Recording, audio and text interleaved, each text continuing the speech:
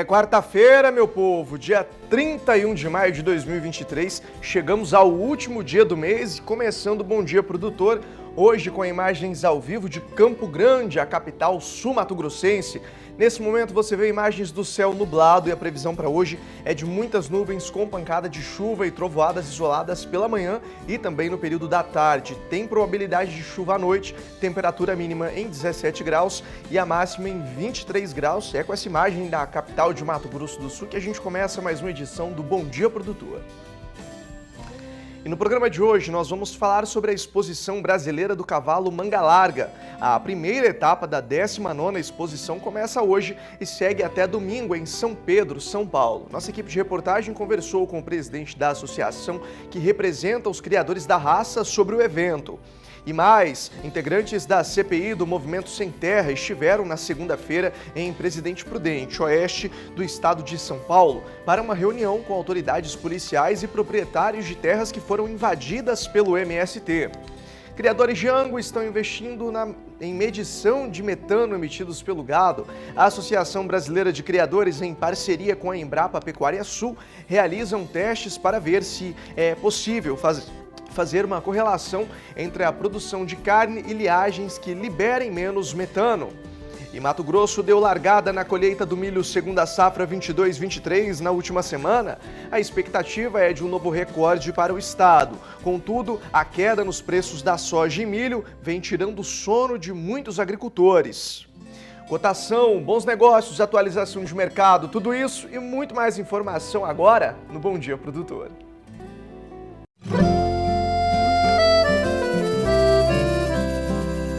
Acorda que o galo já cantou e o sol já vem fazer brotar mais um novo dia. Lenha no fogão, café pra esquentar e a bicharada no quintal. Bota pra molhar, tira leite no curral, arreia o cavalo, tem gado pra campear.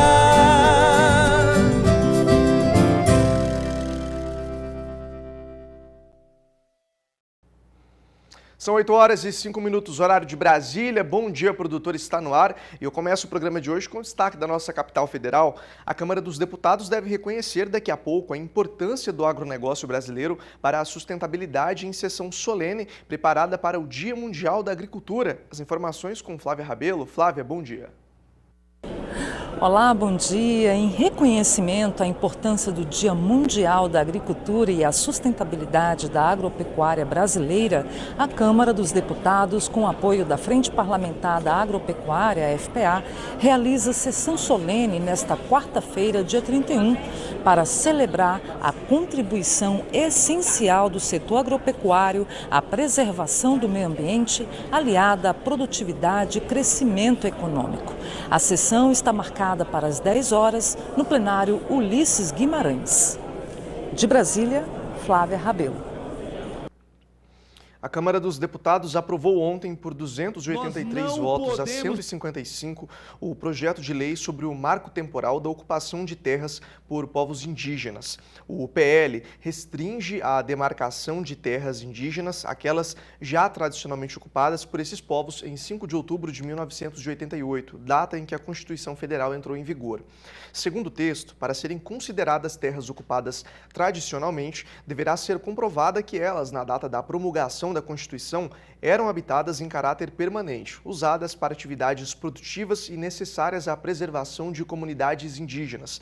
Dessa forma, se indígenas não ocupavam determinado território antes desse marco temporal, independentemente da causa, a terra não poderá ser reconhecida como tradicionalmente ocupada. A proposta será enviada ao Senado e prevê também outras alterações, como, por exemplo, a ampliação de terras que já foram demarcadas anteriormente. Seguimos agora para a cotação com a apuração da Scott Consultoria, falar de boi gordo, preços para uma boiada comum, à vista e livres de fumo rural. Começando pelo sudeste do Brasil, preços mínimos com queda de R$ 3,00 no sul do estado mineiro. Os números estão aqui na tela, você já passa a partir de agora a observar junto comigo. Queda de R$ 3,00 no sul do estado de Minas Gerais, arroba cotada em R$ 210. Tem queda de R$ 6,50 também no estado do Rio de Janeiro, arroba em R$ 210. Caminhando para o sul do nosso país, eu mostro para você que houve queda de 10 centavos em Pelotas, no Rio Grande do Sul, em R$ 8,75 o preço pago pelo quilo. E no oeste do estado também houve queda de 10 centavos, em R$ 8,95 o preço pago pelo quilo. Primeira tela do Centro-Oeste, assim a gente vai dando esse passeio diário, tem queda de R$ 8,00 no sul do estado de Goiás, em R$ 214,50. Em Mato Grosso do Sul, tem queda de R$ 5,00 em Três Lagoas, em R$ 224,50 e também em Dourados, em R$ 234,50. Já no estado do Mato Grosso, o cenário de variação vem com queda de R$ 2,00 no norte, fazendo com que a arroba seja cotada a R$ 214,50. Tem queda de R$ 4,50 no sudeste do estado do Mato Grosso, em R$ 210,00 e queda de R$ 6,00 no sudoeste do Mato Grosso, com a arroba em R$ 214,50. Nordeste do Brasil também tem variação de queda, R$ 5,00 a menos no sul da Bahia, arroba em R$ 205,00 é a única praça que apresenta variação.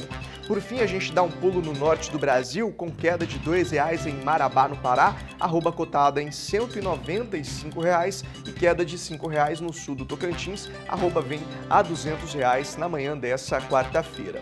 Você vê a partir de agora como fechou a cotação do Bezerro Nelore ontem com a apuração da Scott Consultoria.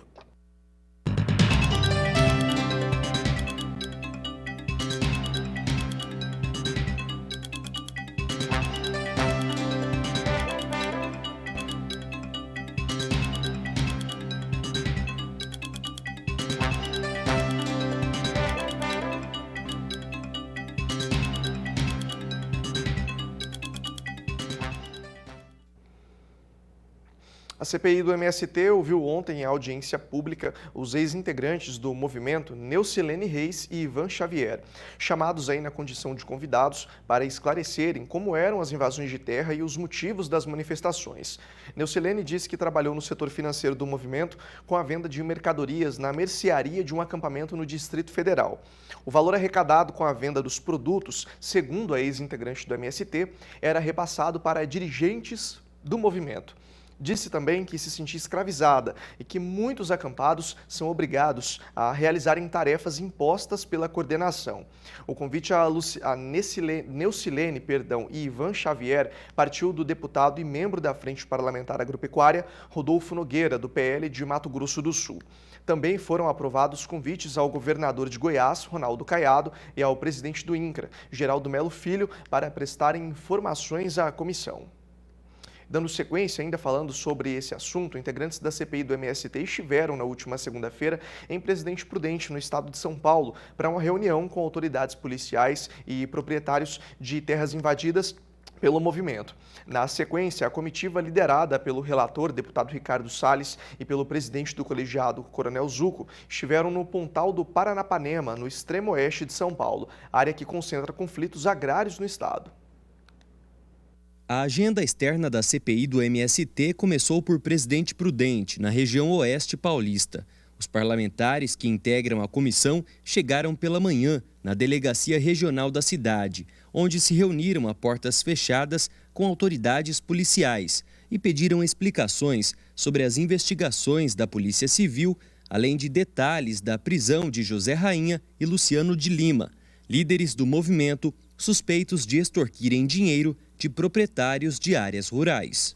Após a reunião na DEINTER, a comitiva de parlamentares veio até aqui, na região do Pontal do Paranapanema, para fazer diligências na área rural em fazendas que foram invadidas pelo MST no início do ano. Nós viemos para cá porque a senhora que é a proprietária, foi uma das vítimas das invasões, foi ouvida hoje cedo durante as diligências na delegacia de polícia e relatou todos os fatos pelos quais ela passou, relatos de ameaça sobre o marido dela, enfim, uma propriedade que ela, que é professora, uma pessoa simples, que foi amealhando o patrimônio ao longo da vida, comprou essa propriedade e viviam dessa propriedade. Portanto, é uma propriedade produtiva. É dessa propriedade que vivia ela, esposo, o ex-esposo agora, os filhos, etc.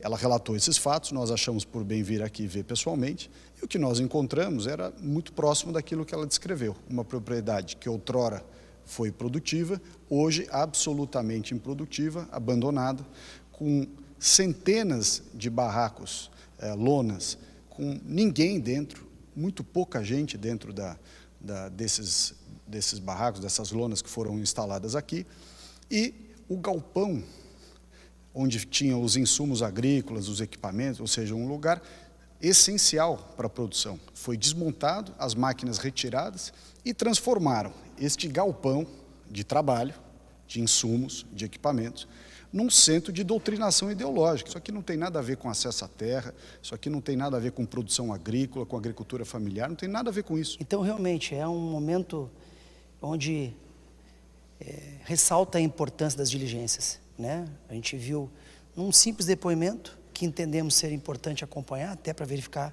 a veracidade. Estamos aqui no local onde deveria ter maquinário, onde deveria ter sementes, onde deveria se falar sobre realmente algo que voltasse a uma reforma agrária, mas não é o que encontramos. Então, nesse sentido que vamos continuar com muita responsabilidade os trabalhos das diligências. As diligências fazem parte do processo de investigação da CPI, que foi instalada em 17 de maio, para apurar os recentes casos de propriedades rurais que foram invadidas pelo MST na região. Para o presidente do Sindicato Rural de Presidente Prudente, Carlos Biancardi, a CPI é uma forma de dar mais segurança aos produtores que vivem sob tensão permanente pelas invasões de terra. Ela vai investigar, né, a origem, o estímulo, o financiamento desses movimentos, né? E vai identificar, evidentemente, se a lei está sendo cumprida, se a nossa Constituição está sendo cumprida. A Constituição assegura o direito à propriedade, né? E nesse caso, isso não está sendo obedecido. Já há muitos anos, né, essa questão da disputa pelas terras aí para a reforma agrária e as invasões tem causado um clima de insegurança, um clima de tensão, né, para os fazendeiros e para toda a região, né? Aqui nós não temos segurança jurídica para fazer negócios, não temos segurança jurídica para investir, né, nas propriedades, porque fica sempre essa ameaça de que a qualquer momento possa ser vítima de uma invasão e inviabilizar o negócio do fazendeiro. Os próximos passos da CPI do MST consistem na apresentação das informações colhidas nas diligências e seguir ouvindo as pessoas convocadas a depor. Vamos retornar agora aos trabalhos, amanhã começam os trabalhos, amanhã vai ser ouvido 2 ex-integrantes do MST, que nós fizemos a convocação, um casal de pessoas que realmente foram expostas a vários crimes do MST em cima deles, e nós vamos ouvir e continuar os trabalhos na CPI. De Rosana, São Paulo, Gustavo D'Angelo. Repórter Caio Rodrigues trouxe uma pergunta de um telespectador que vem lá de Santa Catarina, o que nós vamos conferir a partir de agora. Momento de responder perguntas de quem acompanha a programação do Canal do Boi. O Gui Pereira dos Santos, da cidade de Chapecó, Santa Catarina, mandou a seguinte dúvida. Tenho propriedade em Ponte Serrada, Santa Catarina. Preciso encontrar um capim que se desenvolva embaixo da mata. Eu já fiz o raleio da mata. Buscamos a Embrapa Pecuária Sul para responder a sua dúvida, Gui. Bem, Gui, a nossa resposta, primeiramente, relacionada ao local onde tu tem a tua propriedade, né? Chapecó é uma área de região mais quente, inverno ameno, verão úmido e quente normalmente. Então a gente indica, primeiramente, usar forrageiras, obviamente, de verão, né? Nós temos as perenes e tem as anuais. As que têm dado melhor respostas no sul, nas condições climáticas do sul, para tolerância ao sombreamento, são a braquiária, normalmente a braquiária brisanta, cultivar marandu, é uma das melhores em tolerância à sombra. E nós temos um número de cultivares de pânico máximo também que podem ser trabalhadas e que a Embrapa também vem testando com sucesso à sombra. Cultivares Tanzânia, cultivar Maasai, são ótimas em tolerância à sombra. Tu podes utilizar, todas elas são perenes, tu podes utilizar elas consorciadas também com uma leguminosa muito tolerante à sombra, que é o amendoim forrageiro. Os capins são estabelecidos por sementes. Já o amendoim forrageiro é uma leguminosa tolerante à sombra, perene, porém ela é estabelecida por mudas. Tá? Então hoje a nossa sugestão é essa, usa aí consorciada com as tuas árvores, num espaçamento adequado, né? Sempre pesquisar junto da Embrapa mais próxima do seu local quais são os melhores espaçamentos de árvores e usar os capins braquiária, marandu e como leguminosa o amendoim forrageiro. Se você também tem alguma dúvida ou mesmo sugestão de reportagem, basta encaminhar para o nosso WhatsApp que está na sua tela. De Campo Grande, Kaile Rodrigues. E agora é hora de saber quais são os touros da semana do Genética BR. Gabriel Borges traz os detalhes.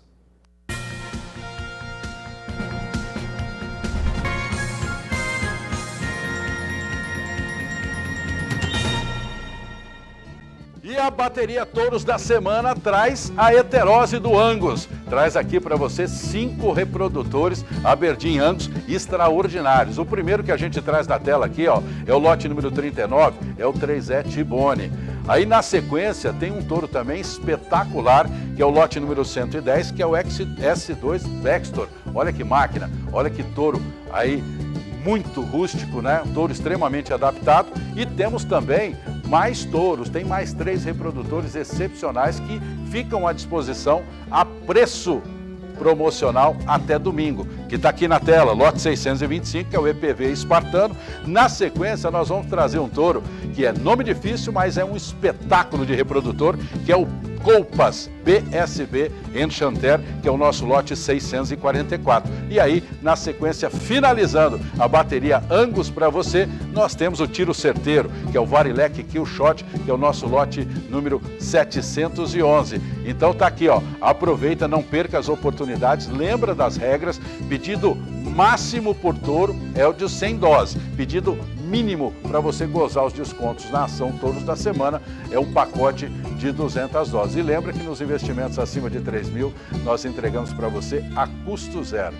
Um grande abraço e nos acompanhe na grade de programação do SBA.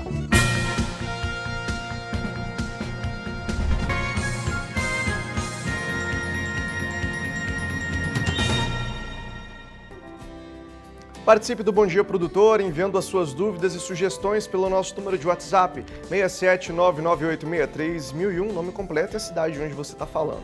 Vou para o intervalo e no próximo bloco volto destacando para você que começou a colheita do milho segunda safra em grande parte do país e a expectativa é de uma boa produção. O assunto é destaque, daqui a pouco eu trago todos os detalhes. Até já! Bom Dia Produtor está de volta, agora com imagens ao vivo de Caxias do Sul, no Rio Grande do Sul. Nesse momento você vê o céu com algumas nuvens e a expectativa é a abertura de sol para a região gaúcha. Não deve chover e a máxima chega aos 24 graus. 8 horas e 21 minutos, horário de Brasília. Olha só, criadores de Angus estão investindo em medição de metano emitido pelo gado. A Associação Brasileira de Criadores, em parceria com a Embrapa Pecuária Sul, estão realizando testes para ver se é possível fazer uma correlação entre a produção de carne e linhagens que liberem menos metano.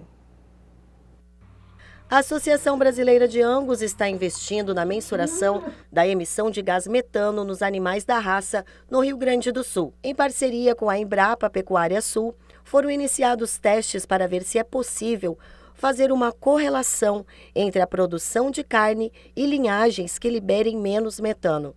Na técnica desenvolvida nos Estados Unidos, um dispositivo é colocado no gado em meio a uma prova de conversão alimentar. O equipamento é parecido com uma mochila, em que 2 canos são instalados sobre o focinho do animal e, à medida que ele respira, o gás fica acumulado em um pequeno tanque que fica em seu lombo. A prova de eficiência alimentar e também a prova de coleta de metano, né? São 2 provas realizadas em parceria com a Embrapa Pecuária Sul de Bagé, onde nós estamos no 4º ano da realização da prova de eficiência e no 2º ano na coleta de metano. Bom, essas provas são muito importantes para a raça Angus, porque nós, como raça e como associação, sempre gostamos de estar na vanguarda dos processos de seleção, buscando uma produção cada vez mais rentável e sustentável ao mesmo tempo.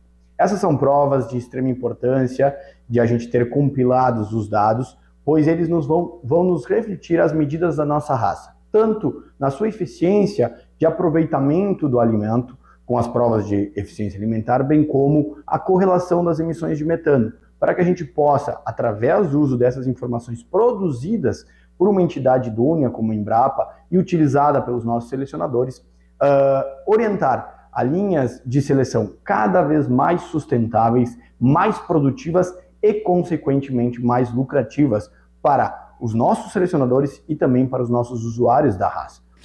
A identificação dos jovens reprodutores com menores índices de emissão de metano pode ser empregada no melhoramento das raças, utilizando a genética. Animais mais eficientes na relação entre consumo de alimentos, ganho de peso e menor emissão de gás. É mais uma ferramenta em prol da sustentabilidade da pecuária brasileira e da redução do impacto nas mudanças climáticas.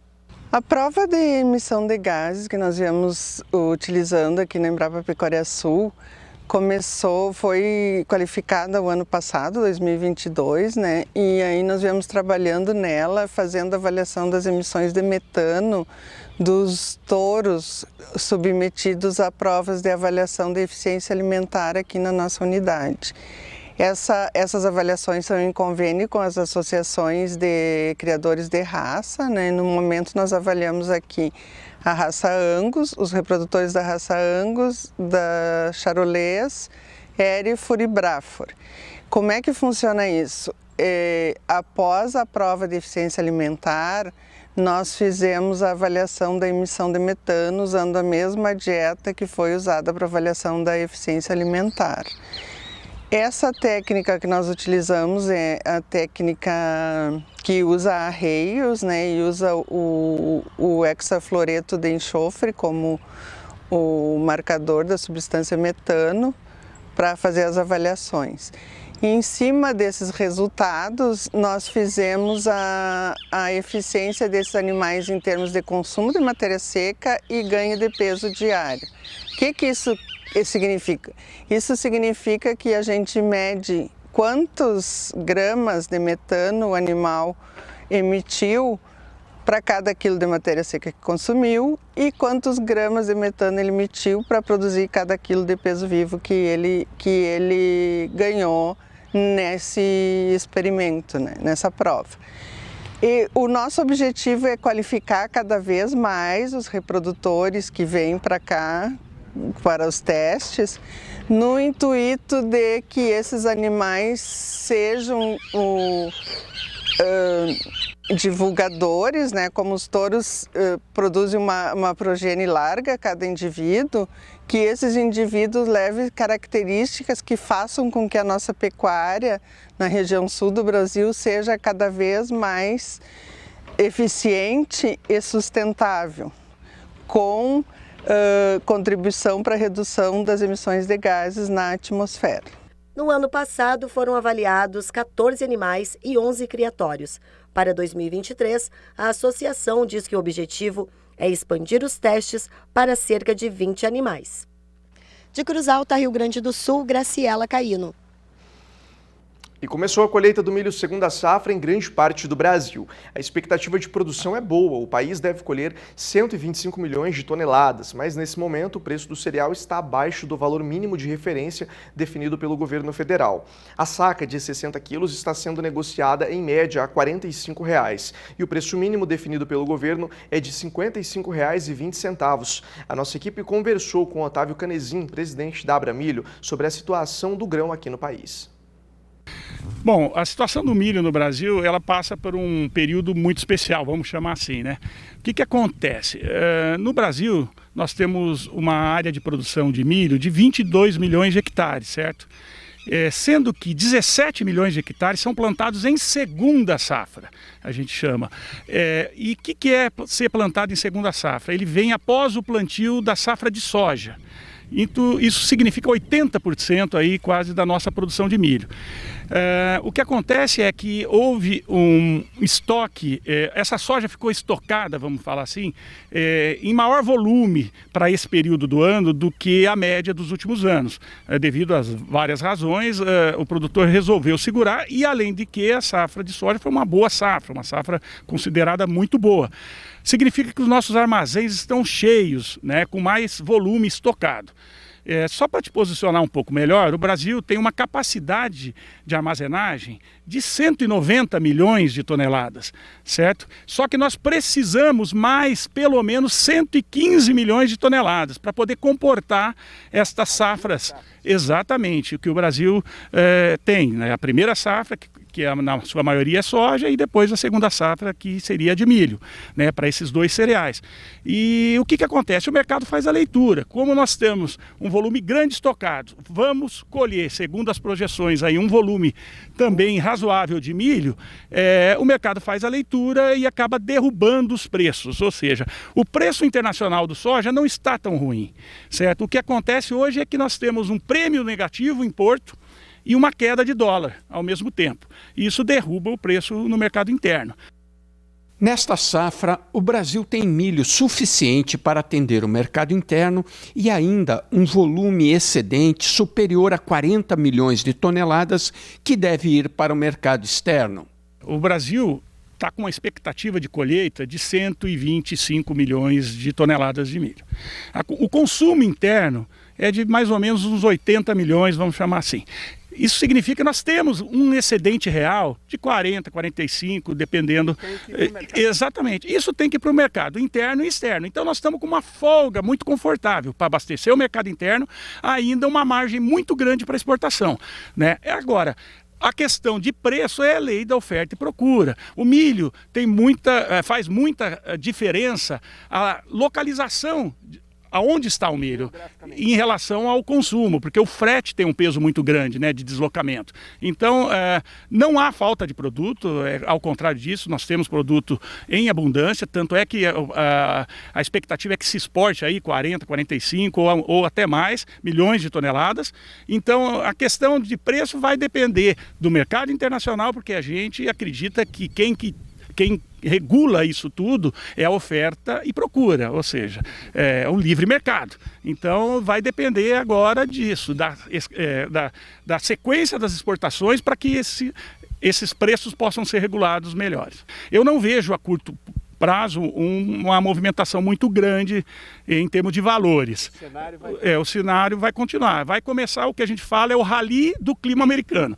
Conforme for o comportamento da safra americana, isso vai refletir nos preços aqui no Brasil. De Londrina, no Paraná, Mauro Andrade.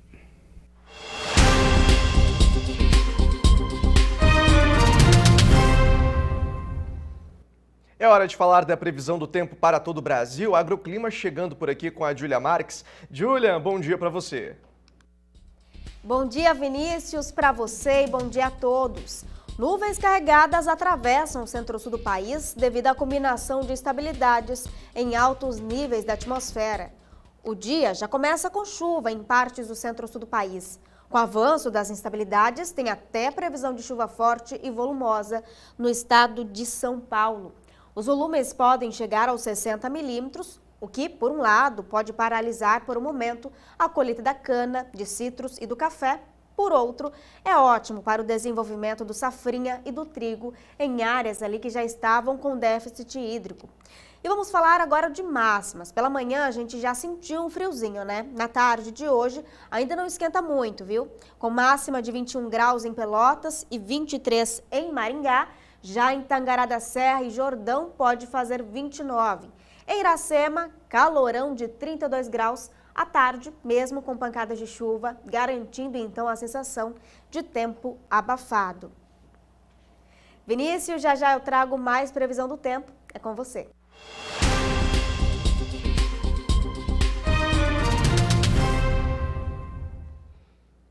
Por aqui é hora de falar de bons negócios. No sábado, dia 3 de junho, a partir do meio-dia, pelo Canal do Boi, você confere o leilão Grupo Resende. Oferta de 400 touros Nelore Shape, com realização da Central Leilões. Para falar sobre os detalhes desse grande evento, nós conversamos agora pela internet com Antônio Resende, titular da marca. Antônio, bom dia para você, seja muito bem-vindo. Bom dia, é um prazer estar com vocês aqui no Canal do Boi. Estamos aí à disposição. Queria que você começasse falando para a gente como que estão os preparativos aí para o leilão, o que foi preparado para esse grande evento. O leilão está prontinho, vai ser um leilão presencial, 400 touros lá na fazenda aqui pertinho de Jucimeira, Mato Grosso. Recomendo a todos chegarem mais cedo para vistoriar os touros, olhar de perto, selecionar. Estamos com uma equipe para poder ajudar quem precisar. Os 400 touros são realmente muito eficientes, são fruto de um trabalho pesado de seleção de mais de 10 mil vacas. Então, eu tenho certeza de que a oportunidade de fazer bons negócios, porque a Torama tem realmente como características principais a precocidade, produtividade, rusticidade, acabamento. Então é um gado realmente muito eficiente. Como que foi o preparo e como que vocês escolheram os animais, fizeram toda essa seleção para chegar ao resultado que o pessoal vai poder conferir a partir do próximo sábado? O trabalho do Delta Gen, que é o grupo a que eu sou associado, é muito forte, muito rigoroso. Você tem mais de 10 mil vacas, você tem avaliações dessas produções o tempo todo, desde que nasce o bezerro, no instante que nasce, depois avaliações à desmama, avaliações ao sobreano, depois você tem genotipagem para poder dar mais acurácia, dar mais assertividade ainda nesses dados. Todos os animais que vão para esse leilão estão com genotipagem, então tem mais, quem estiver comprando tem mais certeza daquilo que está comprando, vai estar mais assertividade, mais... Então o trabalho foi feito com critério, com muito carinho, com muito rigor, e você tem mais de 10 mil vacas, então no SEIP, os programas SEIP, você só tira os 20 e poucos % melhores touros de todo o programa, os animais que podem virar touros. Então, realmente você está selecionando a nata da nata. Esses animais é exatamente isso, são a nata da nata do rebanho e estão prontinhos para a monta. Nós temos andado muito satisfeitos porque nossos índices de recompra são muito altos, sinal de que os produtores gostam do nosso produto. O que o animal precisa para ser ceipado? Eu queria que você contasse para a gente. Então, o animal para ser ceipado, ele precisa estar entre... O CEIP é um certificado especial de identificação de produção, ou seja, eu tenho que garantir que eles são os melhores para a produção. Então, para fazer isso, eu tenho que ter todas as avaliações desse animal, desde que nasceu. Quando ele nasce, ele tem as medições dele, tem de tamanho, de peso, de tudo isso. Depois ele é feito de novo ao desmama, mais uma avaliação em que ele é comparado com os seus animais próprios do grupos de manejo para tentar evitar ao máximo. A gente tem efeito ambiental nessa questão, então são grupos de manejo que ficam exatamente juntos, com a mesma comida, comendo na mesma coisa, no mesmo pasto, para que a gente possa ter assertividade do que está dizendo de que o efeito demonstrado é um efeito genético, porque o que a gente vai vender é a capacidade genética desse touro, e não o efeito ambiental. Então, esse é o cuidado maior que nós temos, de separar realmente isso com o maior carinho, e tem ferramentas aí à vontade para isso. Desde as avaliações até a genômica hoje, que é realmente um fator, uma ferramenta que dá muito mais garantia para o comprador. Quem adquirir esses animais está levando o que para dentro da propriedade? Para quem está levando uma seleção de mais de 20 anos, com mais de 10 mil vacas na monta, em avaliação, todos os bezerros são avaliados, tem a garantia do Grupo Resende de qualquer problema a gente troca, soluciona, e eu diria que como nós temos um alto índice de recompra, é a garantia de uma produção de bezerros muito bons. Nós temos um cuidado muito forte, como nós estamos fazendo no Pantanal, esses animais têm que ser de fato muito rústicos, mas tem que ser eficiente, porque nós temos um ciclo completo e onde eles estão sendo recriados, nós temos inclusive confinamento. Então, os nossos animais saem com 20 e poucos meses gordos, prontos para abate, e as fêmeas estão sendo enxertadas, grande parte delas com 13, 14 meses, fêmeas Nelores. Então, nossa questão é um esforço muito grande para que sejam animais realmente precoces, férteis, que tenham a fertilidade é o principal ponto, porque o animal que não produz não serve. Eles têm que ser rústicos e têm que realmente ser produtivos, ou seja, eles têm que engordar bem a pasta, eles têm que dar acabamento, eles têm que sair muito bem, e a fêmea tem que emprenhar e dar conta de desmamar um bezerro muito bom, uma correlação entre o peso dela, a fêmea, e do bezerro também boa, ou seja, ela tem que derrubar um bezerro que tenha cerca de 50% do seu peso. Resende, a gente está vendo aí na tela o lote 8, eu queria que você comentasse para a gente um pouco aí, pedir para o pessoal deixar para a gente o lote 9, mudou? Pedir para você comentar para a gente um pouco sobre o lote 9, esse animal que a gente está vendo aí na tela. Só um segundo, pega para mim, Cacá. Lembrando, inclusive, ao pessoal de casa que esse leilão acontece, né, agora no próximo dia 3, é um sábado, dia 3 de junho, a partir do meio-dia, pelo canal do Boi. São 400 touros Nelore SEIP, realização da Central Leilões. Resende, pode comentar para a gente, lote 9? Lote 9, pois não. Esse lote 9 é um animal muito interessante, porque ele é DECA 1 para tudo, tem um alto índice final, um alto desempenho, e é um animal que está com 760 quilos, tem um CE de 38 centímetros, ele é filho de 2 expoentes do SEIP, que é Caxambu e Lítio, então realmente ele é um animal muito impressionante. Tem um D400 muito impressionante, porque é de 72, ou seja, ele ganha, ele para fazer 400 quilos, ele gasta 72 dias a menos do que a média dos seus companheiros. Então é uma coisa muito impressionante. Ele tem um D240, ou seja, para chegar em 250 quilos, também ele faz com 65 dias a menos. E um peso ao nascimento negativo, ou seja, um bezerro que nasce pequeno, os filhos dele nascerão pequenos e desempenharão muito. Portanto, é um animal muito indicado, inclusive, para novilhas. Pedir para o pessoal colocar para a gente o lote 5, pode ser, Rezende? Para você comentar para a gente também? Pode ser. Está aí na tela, sendo exibido a partir de agora. Tá bonito também, hein, Rezende? Muito bonito esse animal, muito bom. Esse animal também é um animal de índice bom, índice final alto. E realmente também ele tem um D400 de 50 dias, ou seja, ele chega em 400 quilos com 50 dias a menos do que o prazo. Ele também tem um peso ao nascimento equilibrado, não nasce bezerro grande e tem um retorno maternal muito alto, muito bom. Então, acho que isso é um fator importante. O que é o retorno maternal? Quantos filhos ele gerará na estação de monta. Então, uma coisa a gente faz um retorno maternal das mães, está olhando ao longo da vida dela quantos quilos de bezerro ela produziu. E o índice dele é muito bom, portanto ele fará não só machos muito bons, mas mães longevas. As fêmeas desse touro serão muito longevas, com alta produtividade. De repente tem alguém em casa assistindo aí e se interessou em fazer a compra desse lote, como que ele pode fazer, Rezende? É só acompanhar o leilão vai estar prontinho, ele está, se puder ir presencialmente, vai ser na Fazenda Santo Antônio do Ouro Branco, ali em Jucimeira. Pode chegar mais cedo, vistoriar os touros, olhar com calma, ou então vai acompanhar pelas lentes do Canal do Boi. Começa a partir do meio-dia de Brasília, e é só acompanhar que eu acho que ele vai fazer bons negócios. Pessoal sempre comentando, pedindo informações sobre as formas de pagamento, frete facilitado, as condições especiais, como que tá? Então, vamos lá. O frete facilitado é o seguinte: nós entregamos em qualquer quantidade para Mato Grosso e Mato Grosso do Sul. Entregamos a partir de 5 animais para Minas, Tocantins, Goiás e Pará. E a partir daí só com carga fechada. As condições de pagamento são 30 parcelas e pagamento à vista com 10% de desconto.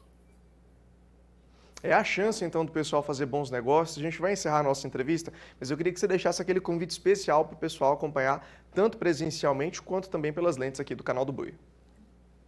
Não deixa de acompanhar quem precisa de touro.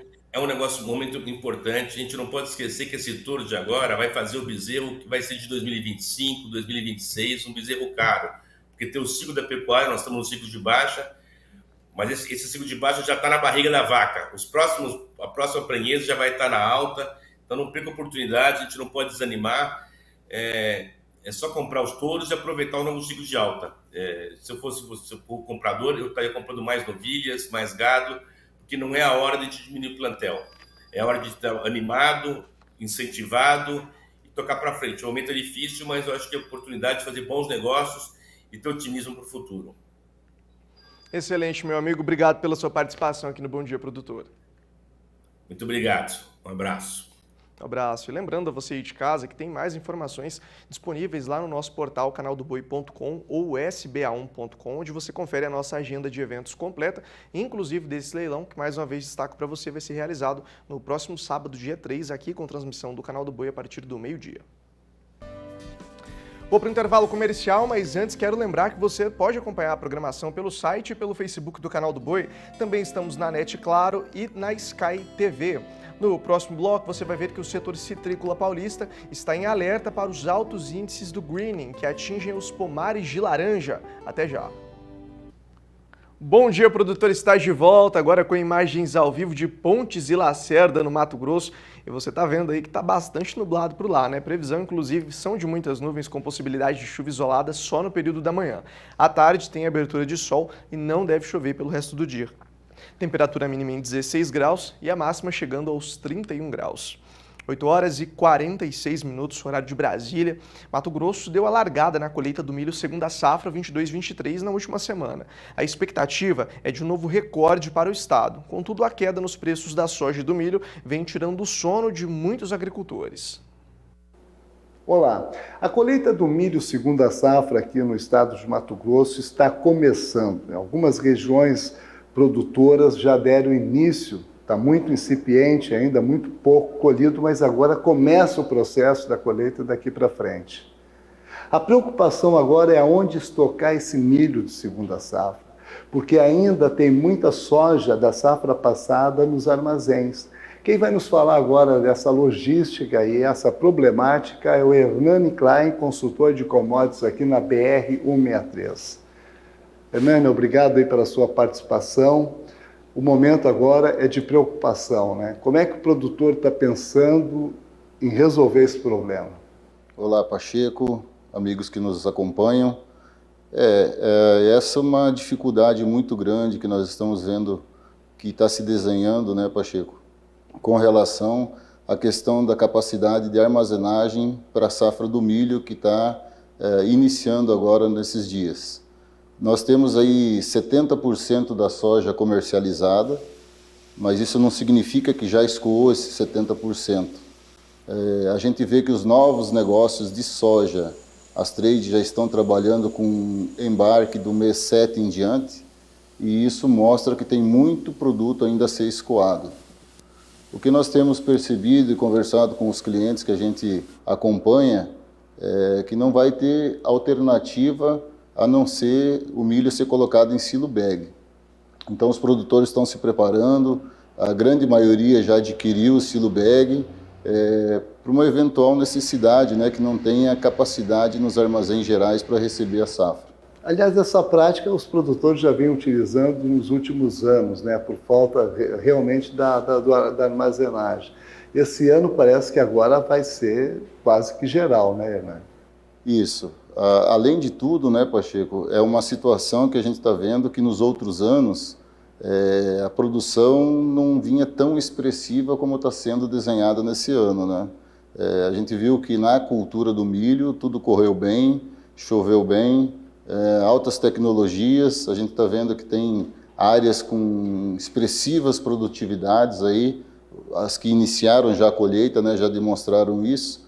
Então, além de tudo, vai ser uma safra cheia, que em termos de armazenagem vai ser uma dificuldade muito grande para administrar todo esse volume que vem para o mercado. Hernani, uma outra preocupação é esses preços das commodities que estão caindo, né? Como é que está esse cenário aqui no Mato Grosso? Hoje, vamos começar com soja. Hoje, para a cultura da soja, né, os preços aí estão girando em torno de R$110 a saca, perante 150, 160 que estavam no início do ano, né? E então caiu muito o preço. Isso dificultou bastante a comercialização agora do remanescente que ainda tem, né? A gente fala em 30% da safra de soja para ser comercializada. Em termos de milho, nós chegamos a ter contrato a R$70, hoje fala em R$35, caiu a metade do preço da saca do milho.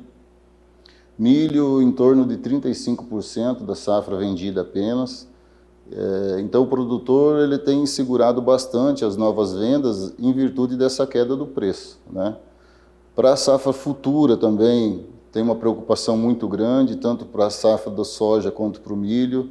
Os preços recuaram bastante, e tudo isso em função desse cenário mundial, né? Em termos de oferta, que aumentou bastante a produção, né? Tanto para a soja quanto para o milho. Mesmo com essa queda que nós tivemos na Argentina da soja, que é um grande fornecedor de farelo para o mundo, mas mesmo assim os preços caíram muito e os negócios, de uma certa forma, estão muito travados hoje em toda a região da 163, na verdade no Brasil todo, né? Você falou de mercado futuro. O produtor sempre faz a compra dos insumos antecipado. Já tem um percentual negociado, porque é preocupante os preços dos insumos no patamar que se encontra e o preço da commodity em queda. Como é que faz essa conta? Como é que fica essa? A preocupação ela vai em linha com o seguinte pensamento, né? O produtor, pelo que a gente tem conversado com o pessoal das multi, com relação principalmente ao fertilizantes, já se fala aí acima de 95% do fertilizantes para a safra 23, 24 de soja, né? Já comercializado, porém o percentual de venda por parte do produtor não chega a 10%. Então, mesmo o produtor que comprou fertilizantes à vista, que veio numa boa negociação, quando ele vai travar o mercado futuro agora nos atuais níveis de preço, a relação ela já não é tão viável como ela foi no início que a gente vinha, né, com as negociações em andamento. Então, essa é uma grande preocupação que tem em termos de preço, o que vem pela frente aí, né? Mas boa parte dos insumos já estão negociados. Porém, o percentual comercializado é muito baixo diante dos negócios que já foram feitos. Ok, Hernani, mais uma vez, obrigado aí pela sua participação. Obrigado, Pacheco, estou à disposição. Obrigado. Acabei de conversar com o Hernani Clay, consultor de commodities aqui na BR-163. De Sinop, no norte de Mato Grosso, Valdir Pacheco. Começa hoje e vai até o próximo domingo em São Pedro, São Paulo, a primeira etapa da 19ª Exposição Brasileira do Cavalo Manga Larga. O repórter Gustavo D'Angelo conversou com o presidente da associação que representa os criadores da raça sobre o evento. Os melhores exemplares da raça manga larga, além de criadores, técnicos e os amantes do mundo equestre, estarão reunidos entre os dias 31 de maio e 4 de junho em São Pedro, São Paulo, para a primeira etapa da Exposição Brasileira do Cavalo Manga Larga, na sua 19ª edição.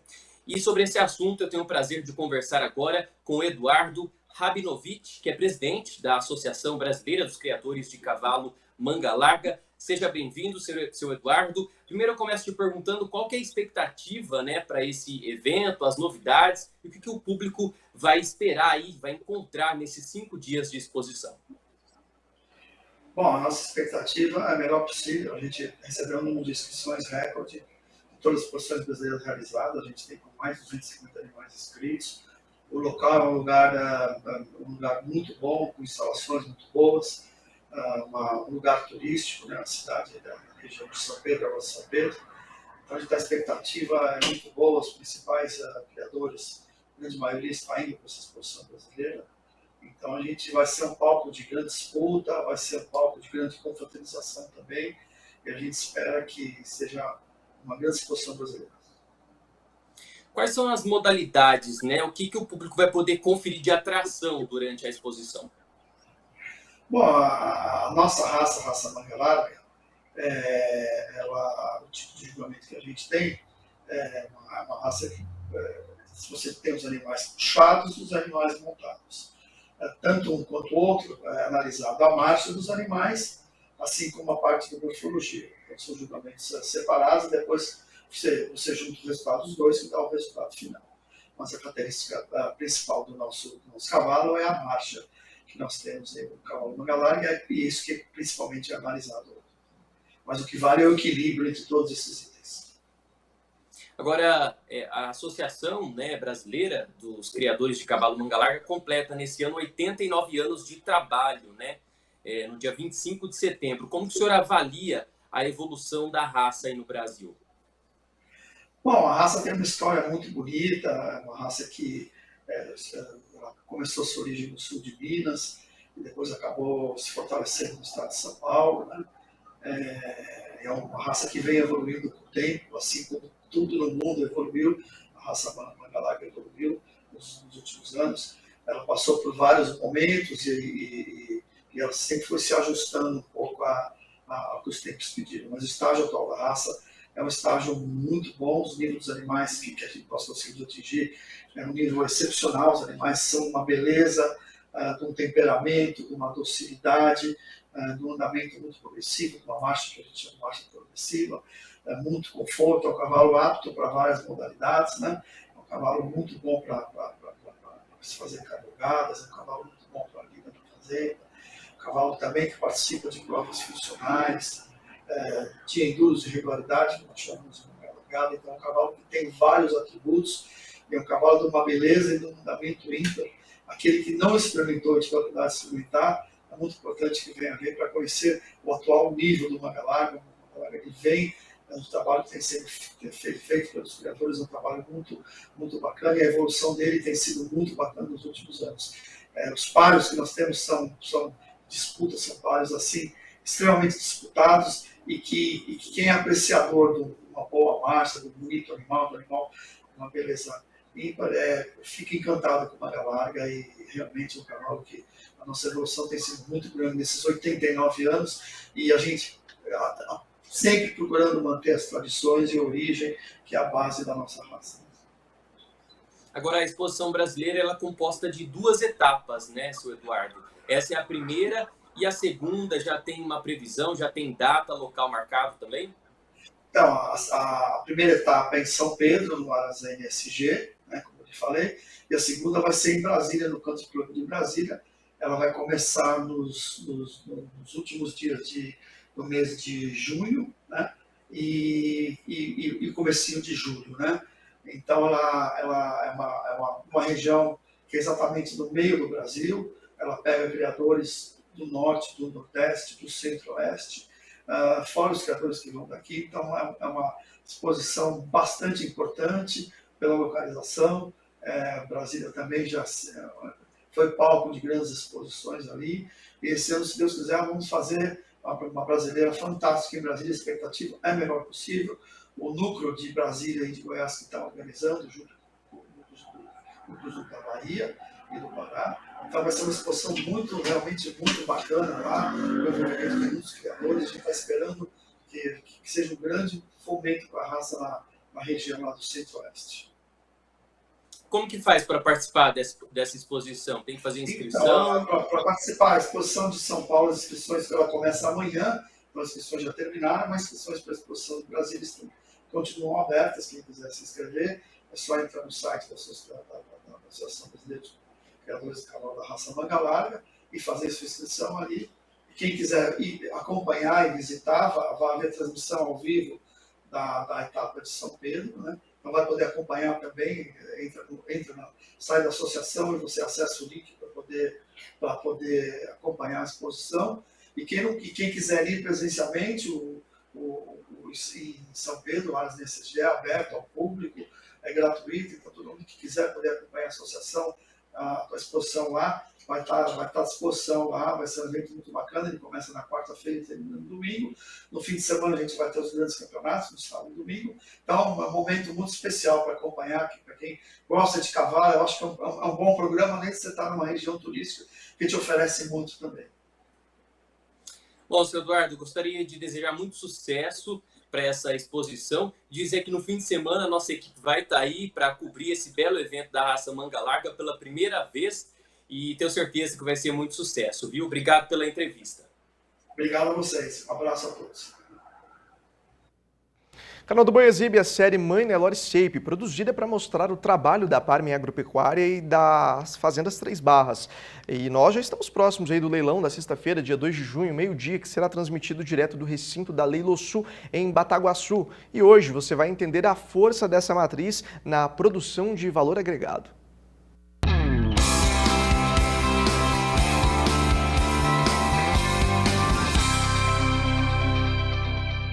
Você já ouviu falar em seleção de gado comercial?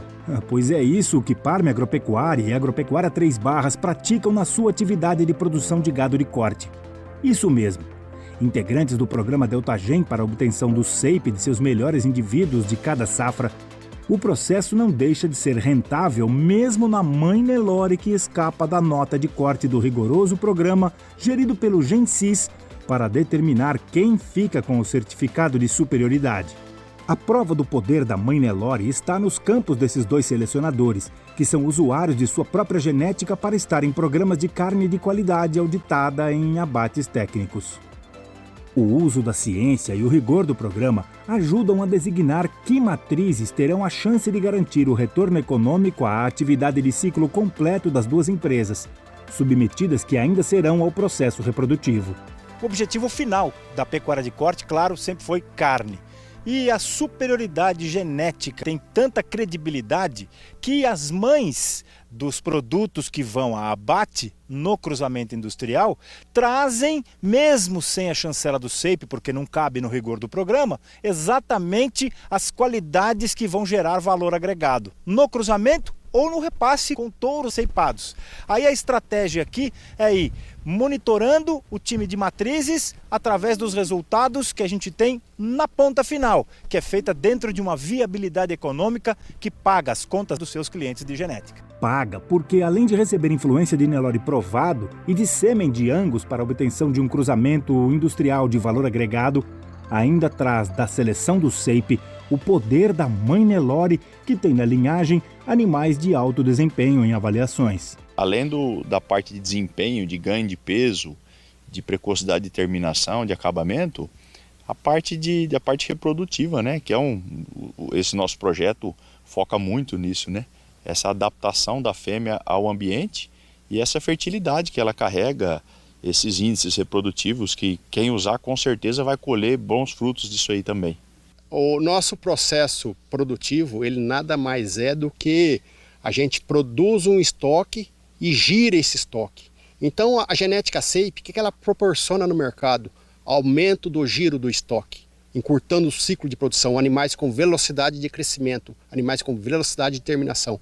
É esse o foco, é produzir mais arrobas em menor espaço de tempo. Nós somos os maiores usuários do que a gente produz, porque a gente acredita naquilo, a gente vive da pecuária, a gente tem que produzir de maneira mais sustentável, mais econômica, porque senão a situação fica complicada. A gente está nesse setor e o que a gente busca é isso, é retorno econômico dentro da pecuária. Nós precisamos produzir com baixo custo, de maneira mais rápida e eficiente, né? E isso tudo vai gerar animais que saem para o frigorífico mais cedo, com mais preenchimento, e o resultado final é o que uma boa pecuária de corte preconiza e o que a consultoria enxerga na indústria depois do abate. Esse trabalho reflete na produção de qualidade, né? O produtor sabe que ele vai colocar no frigorífico, automaticamente ele já tem uma autonomia melhor na comercialização e o resultado é qualidade de carcaça, de carne. É uma qualidade diferenciada, é com certeza um produto de muito valor agregado. Resultados acima da média, né? Para peso de carcaça, para acabamento, fora as características organolépticas dessa carne, né? Então a gente vai sentir a diferença disso na comercialização, não só nos resultados, nos rendimentos, mas já na diferenciação da negociação. Já tem um preço, né, para produto de valor agregado. Valor agregado que podem produzir no campo touros como os que Parme e Três Barras vendem junto com novilhas super precoces prenhas no leilão do dia 2 de junho. Sexta, a partir do meio-dia, em Bataguaçu, com a Leilo Sul e o Canal do Boi. Participe do Bom Dia Produtor enviando as suas dúvidas e sugestões no nosso WhatsApp 67998631001. Estou esperando sua mensagem. No próximo bloco tem mais previsão do tempo para todo o Brasil no agroclima e as primeiras movimentações do mercado financeiro. Até já. Estamos de volta com Bom Dia Produtor. Aí na sua tela tem imagens ao vivo de Curitiba, no Paraná. Nesse momento, céu nublado, previsão para hoje é de pancada de chuva e trovoadas ao longo da manhã e à tarde. À noite, deve ter chuva isolada para a região. Temperatura não sobe muito, viu? A mínima em 13 graus e a máxima em 17 graus. Para continuar falando de tempo, a Júlia Marques volta aqui no Bom Dia Produtor, no quadro Agroclima. Júlia, com você.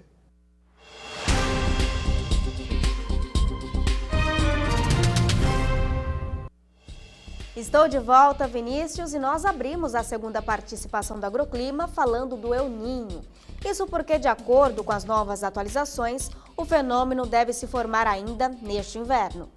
Segundo a Administração Nacional Oceânica e Atmosférica, NOAA, existe 80% de chance do El Niño se configurar até o final do mês de julho. A atmosfera ainda demora um pouco para responder aos comandos do Oceano Pacífico, o que abre margem para a ocorrência de novas ondas de frio no inverno.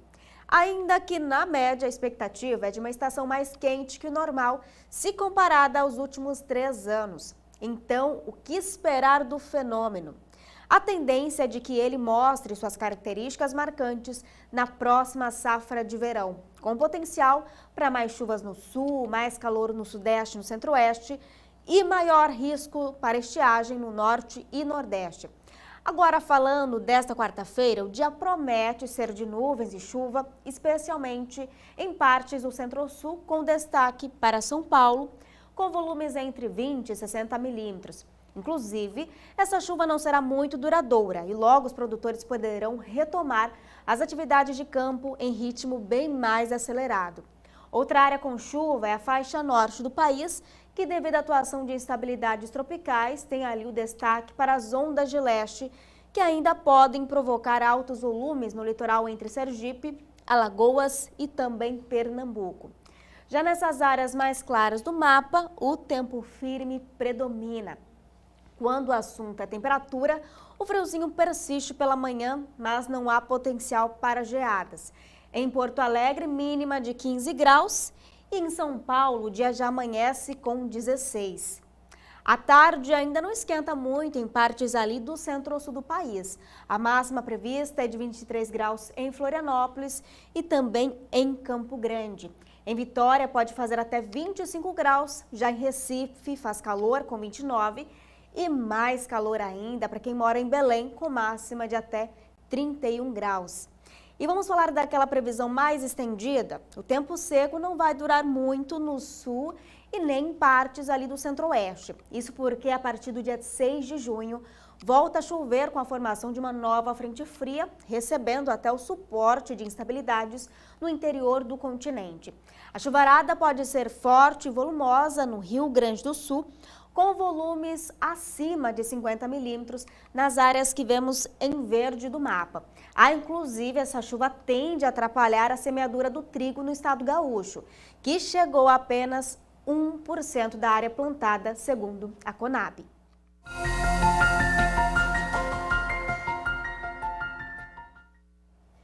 E agora chegou aquele momento mais esperado do você aqui no Agroclima.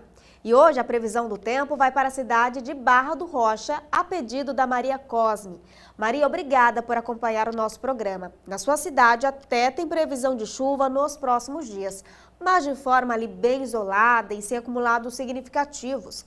Inclusive, a chuva só tem acontecido em áreas mais próximas ao litoral, enquanto que a estiagem severa segue castigando o centro e oeste do estado. A máxima hoje, 27 graus e a mínima fica ali na casa dos 20. Vamos dar uma olhada nesta outra previsão, então, Domingo Alves, de Jussara, Paraná. Domingo, também agradeço muito a sua participação por aqui, viu?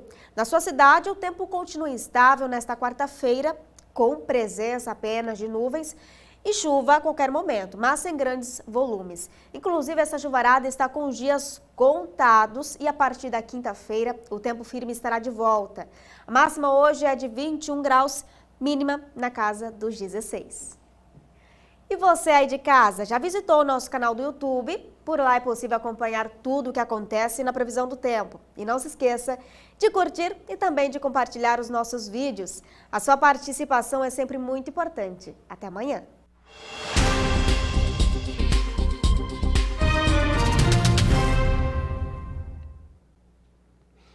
O Brasil precisa de um ambiente regulatório estável para atrair investimentos e conseguir aprimorar o sistema ferroviário de transporte de carga.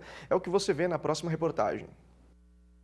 De acordo com a ANTT, a Agência Nacional de Transportes Terrestres, o país possui 30 mil quilômetros de linhas ferroviárias. Bertocelli explica que ampliar o modal requer investimentos robustos e projetos de planejamento logístico que tenham continuidade após as trocas de governo. Considerando como o mais sustentável, seguro e eficiente, o modal ferroviário é apontado como um desafio para o crescimento do Brasil.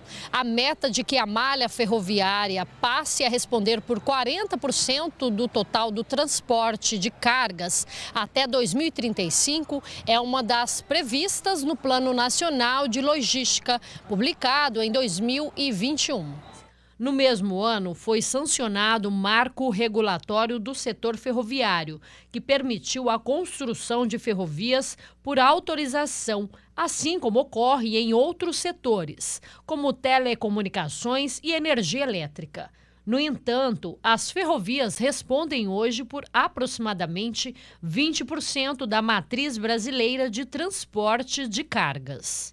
O presidente da Frente Parlamentar Mista de Logística e Infraestrutura, senador Wellington Fagundes, do PL do Mato Grosso, destaca que o avanço no uso de tecnologias nas operações comerciais exige maior eficiência do setor de transportes para atender demandas de movimentação de cargas, armazenagem, distribuição e entrega.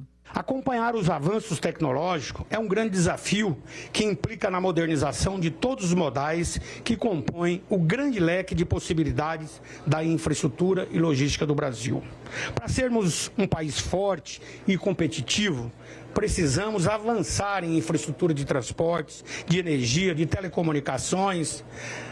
E agora não se fala mais em rodovia, né? É infovia. Segundo pesquisa realizada pela Confederação Nacional da Indústria em 2022, apenas 8% das indústrias usaram ferrovias para transportar seus produtos. Entretanto, 28,5% dos entrevistados apontam as ferrovias como a primeira opção de transporte.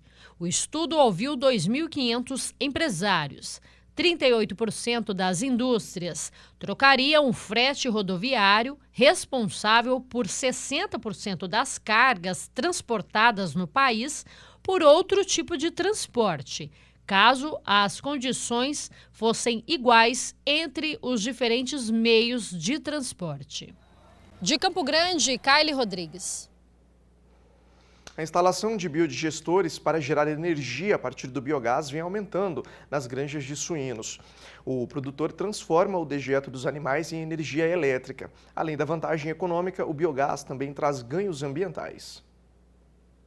Nós estamos em Toledo, na região oeste do Paraná, na granja Miller, que utiliza dejetos de suíno para gerar o biogás. Eu estou ao lado de Kellen Endler, é um exemplo da juventude vindo para o meio rural e ela hoje está assumindo parte das atividades da granja aqui Miller. Ellen, satisfação conversar com vocês. Fala primeiro como que é a granja de vocês, vocês têm matrizes, né?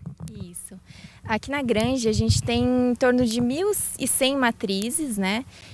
A gente tem ali a produção que a gente chama de UPD, Unidade Produtora de Desmamados. E aí a gente tem também uma parte de creche, né? Em torno de 6.000 animais que a gente consegue ter a capacidade de comportar, né? Então, semanalmente a gente tem uma produção ali na UPD de em torno de 700 desmamados. Por semana? Por semana, Vocês só não fazem a parte de terminação. Isso. Essas duas atividades são bem independentes, assim. Então, numa atividade a gente tem essa saída dos desmamados, dos leitõezinhos pequenininhos. Então, todos os dejetos eles vêm canalizados, eles vêm para uma parte de decantação antes de entrar no biodigestor, né? Então, é uma fermentação inicial e vão para tudo que a gente está vendo aqui, que é o biodigestor. E após isso, todos os dejetos, o que sai daqui são, a gente chama de biofertilizante, né, que é um resíduo que seria muito rico em nutrientes e que esse é utilizado nas lavouras aí como adubo também, né? Então, além do biogás, que é formado nos biodigestores, a gente tem essa parte do biofertilizante. Então, olha, dá para ver que a tecnologia do biogás nada se perde. Do dejeto do suíno, eles são recolhidos, vêm para esses biodigestores, que são lonas, chamados modelo canadense, para gerar o gás. E depois que gera o gás, ainda tem um aproveitamento, é isso? Exatamente. A gente tem alguns benefícios, né, do biodigestor. Não só a produção do biogás, que tem um grande potencial de gerar energia, né, que hoje a gente transforma em energia elétrica, como também o outro resíduo, que é a parte do biofertilizante, além que isso tudo já é muito menos poluente, né? Então a gente tem que considerar isso. Além disso, a gente tem todo um benefício de não ter roedores, não ter moscas, né? Tudo que geraria caso a gente não tivesse. Então são vários pontos positivos. E também a parte econômica, né? Com o biogás, que é o grande feito ali dos investimentos que são feitos com biodigestores. Hoje vocês utilizam a energia do biogás para gerar energia elétrica. Fala um pouquinho dessa parte da geração distribuída. Certo, isso é bem mais recente, assim, mas é algo bem interessante. A energia que o biogás... o biogás, primeiro, ele tem um potencial de gerar energia muito grande, mas para isso a gente precisou investir em geradores, né? Então a gente tem um gerador agora que faz a transformação do biogás em energia elétrica. E aí parte dessa energia a gente utiliza na própria propriedade para utilização, exatamente, autoconsumo. A gente utiliza para as atividades e a outra parte, o excedente, a gente injeta na rede. Então mais ou menos assim que funciona a parte de geração de energia. E isso trouxe economia para a granja? Com certeza, né? Com certeza. Claro que a gente ainda está pagando o investimento do gerador, né? Então a gente tem ali um período de payback, mas, né, esse investimento com certeza vale muito a pena. Ok, Kellen. Obrigado pelas informações. Obrigada a vocês. Então, olha, aqui a região oeste do Paraná tem uma área de produção animal, não só de suínos, mas de avicultura, de bovinos, muito forte. Então, essa tecnologia do aproveitamento do dejeto para gerar biogás e do biogás para gerar energia, como a Ellen bem disse, além de trazer ganhos econômicos, traz ganhos ambientais. De Toledo, no Paraná, Mauro Andrade. A preocupação do governo em articular ampla vigilância sobre aves contaminadas com a gripe aviária de alta patogenidade tem motivo. Caso a gripe aviária atinja uma granja comercial, os preços do frango seriam pressionados com grandes prejuízos, principalmente para a economia da região sul do Brasil. Vamos a São Paulo saber mais informações sobre esse assunto com Walter Puga Júnior. Puga, bom dia. Bom dia a você, bom dia a todos. Olha, de fato, a gripe aviária detectada lá no sul, embora não esteja ainda em uma granja comercial, pode, aliás, já pressiona o preço do frango no mercado interno. Aliás, desde o anúncio do primeiro caso, nós tivemos aí uma queda acentuada nos preços.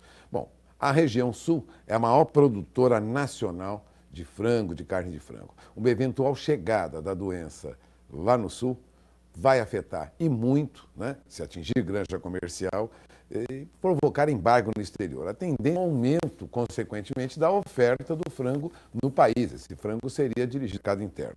Essa confirmação de um caso de gripe aviária em aves silvestres lá no Rio Grande do Sul, no início desta semana, marca, na verdade, a entrada da doença no segundo maior produtor de frango do país, elevando o risco, como se sabe, para os comerciais. A indústria tem reforçado os cuidados, os ministérios da Saúde, Ministério do Desenvolvimento, também Ministério da Agricultura tem uma ampla mobilização, mas ainda não há um grande impacto no fluxo de negócios do setor de aves. Mas se o pior acontecer, prepare-se, o efeito imediato pode ser a queda dos preços do frango, segundo analistas de mercado, né? A Edson Pereira, analista de mercado da Standard & Poor's Global, disse que é cedo para definir como será o comportamento caso ocorra uma gripe aviária em granja comercial, mas admitiu que, na pior das hipóteses, a dinâmica de produção seria o deslocamento de toda essa carne de frango e de todo esse frango para o mercado interno.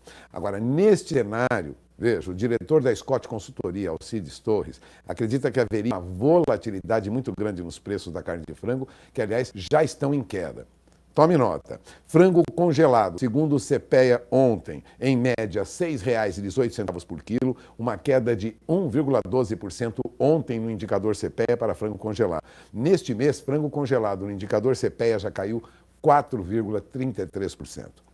Com frango resfriado, a situação é mais grave ainda. Em média, ontem, segundo o CPEA, R$ 6,17. Uma queda ontem, em média, de mais de 2% para o preço do frango resfriado. No mês, a queda já é próxima de 5%, é de 4,93%. O indicador de frango congelado da Exalc vem cedendo desde o anúncio do primeiro caso de gripe aviária, mesmo em aves silvestres, no Brasil.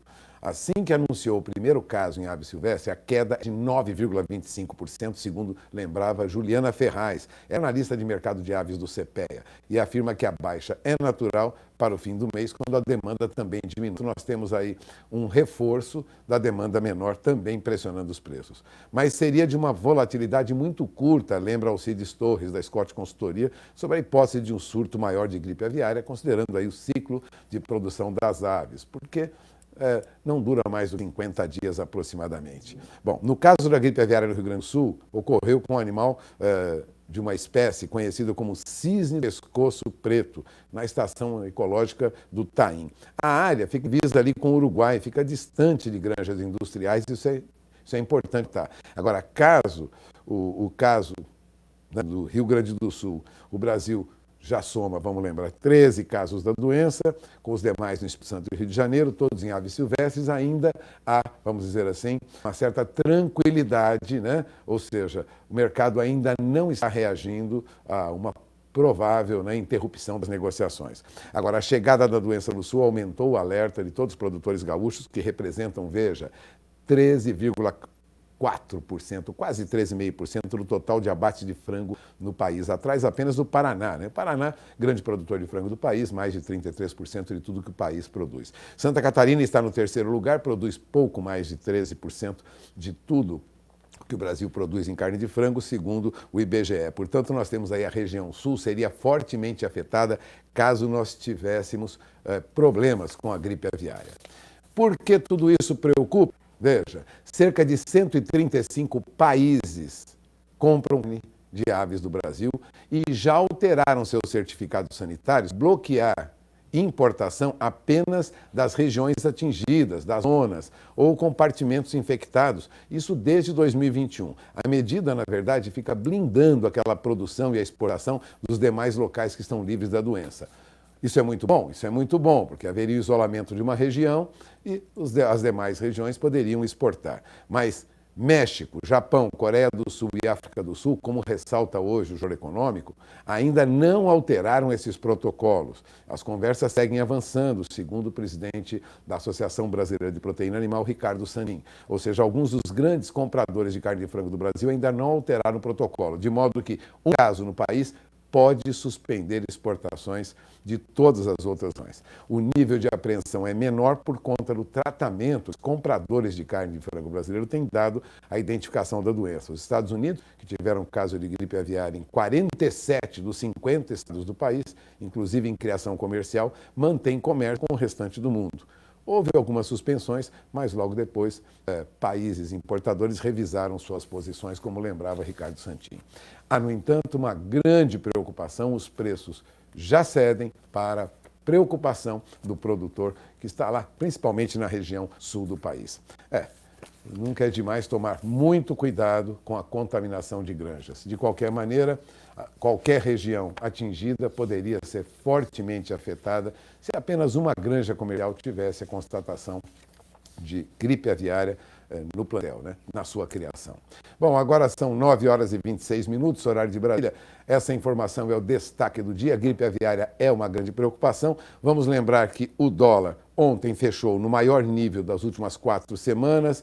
Portanto, nós tivemos aí uma alta para o dólar. O dólar à vista subiu pelo segundo dia seguido nesta terça-feira, se firmou na linha dos R$ 5,00 e agora sobe mais, alta de 0,5%, chegou hoje a passar de R$ 5,08, por pouco não chegou a R$ 5,09, mas agora opera na faixa de R$ 5,06. O dólar sobe aqui, continua em alta e continua em alta lá fora também. O dólar teve uma valorização lá fora. O dólar é negociado lá fora com o índice dólar ainda em alta de quase 0,30%, acima de 104 mil pontos. Lembrando sempre que em meses anteriores nós tínhamos o índice dólar no exterior, né? Ou seja, o dólar comparado com outras moedas na faixa de 102 mil, em alguns momentos até 101 mil pontos. Já está acima de 104 mil pontos e continua com perspectiva de alta. Portanto, o dólar sobe lá fora e sobe também aqui. Bom, a combinação de taxas mais altas de juros lá nos Estados Unidos, né,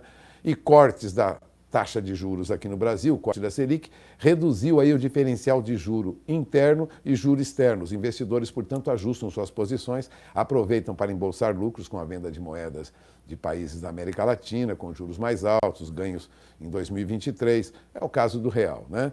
Que hoje, ontem, aliás, amargou o pior desempenho entre seus pares. Ontem o dólar teve uma alta sobre o real, que trouxe aí uma forte desvalorização, por consequência, frente ao real. Dando uma queda pontual e bem limitada na abertura, ela operou em alta durante todo o dia de ontem e a perspectiva não muda agora. E antes de encerrar, eu gostaria de lembrar que o índice Bovespa ontem fechou em baixa por conta de commodities. Os bancos lideraram as baixas, o que levaram o índice Bovespa a uma queda, né? O índice Bovespa, que é o índice de referência dados da nossa bolsa brasileira, né? Refletindo aí pressões de alguns setores, commodities em geral e bancos, fortemente o índice Bovespa, né? Bom, os investidores relataram uma acomodação no final do mês, quando haveria aí um rally de compra nas últimas semanas. Bom, o mercado vai oscilando negativamente para o índice Bovespa também. No final do dia, o índice Bovespa ontem caiu 1,24%, recuou abaixo de 109 mil pontos, fechou na faixa de 108 mil pontos. Na mínima, chegou a operar aí aos 108.550 pontos aproximadamente, ou seja, o mercado acionário teve uma baixa. Depois de uma recuperação, teve uma baixa. De olho na informação, porque tudo isso vai alterar o seu planejamento aí no campo. Portanto, sempre atento ao que ocorre no mercado financeiro, que suporta hoje, dá muito suporte para você que está no campo. Eu devolvo o sinal para Campo Grande. Valeu, Pulga. Obrigado pela sua participação. Excelente dia para você. A você de casa, muito obrigado pela sua audiência. Bom dia, produtor. Vai ficando por aqui, mas a gente se encontra ainda hoje ao longo do dia na programação do Canal do Boi. Até já. Tchau, tchau.